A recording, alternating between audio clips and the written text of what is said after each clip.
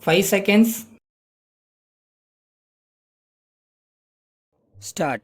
Mr. Speaker, sir, I rise to speak on the budget presented by our Honorable Finance Minister. Before I start, I thank you very much for giving me an opportunity to speak in this house. There are many important issues to discuss, but considering the time, I wish to speak only on some issues. During the last year, our finance minister had announced a long term taxation policy for the progress of industry. As a follow up measure, sales tax reforms committee was formed, in which I had the pleasure to serve as a member. The committee gave various suggestions to the government for consideration. I hope the government will accept and take necessary action in the matter. Now, I would like to speak on power projects. The economy of a state depends on the availability of adequate electric power.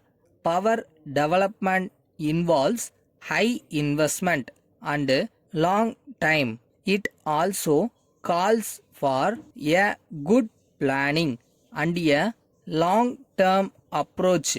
It was realized that the state should try to achieve self sufficiency in power generation, and this objective can be achieved only by evolving a large number of power schemes. I hope the schemes now sanctioned after this government took charge of the affairs of the state will fulfill the dreams of the people. I am happy to note that the community development scheme has been successfully implemented in all the blocks in our state. We have recently extended the program to cover the townships and municipalities. Our state occupies a pride of place in the educational map of India.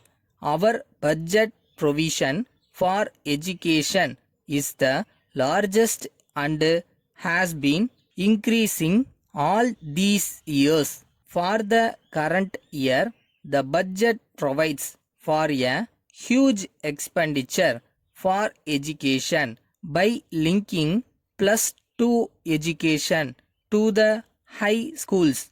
We have made higher secondary education available to children in the remote rural area.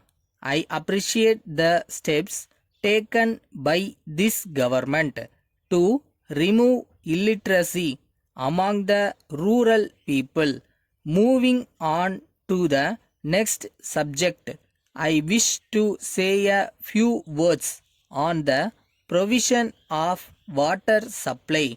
The government has made arrangements to supply drinking water through lorries, but the lorries carrying water often visit the places during midnight, thereby causing inconvenience to the people. It should be totally avoided. The drinking water may be supplied during daytime so that the housewives can easily take the water to their homes. Letter from Murugan Brothers, Chennai, to Messrs. Balaji and Sons, Madurai. Dear sirs, we have received your letter dated 7th March and noted the contents therein. As requested by you, we are making arrangements to dispatch the sanitary items through lorry today.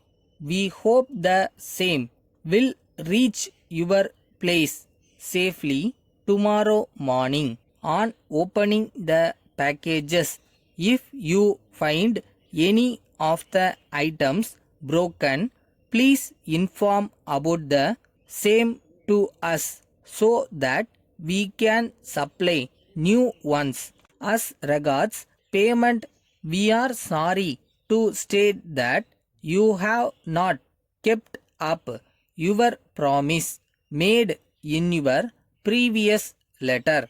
We hope that you will send check now. Considering our long business relations, we hope that you will send check now. Considering our long business relations with you, we are giving credit facilities, but at the same time, you should not take undue advantage over this. We think you will be able to understand our position. We trust that you will be able to send the amount yearly. Thanking you, yours faithfully.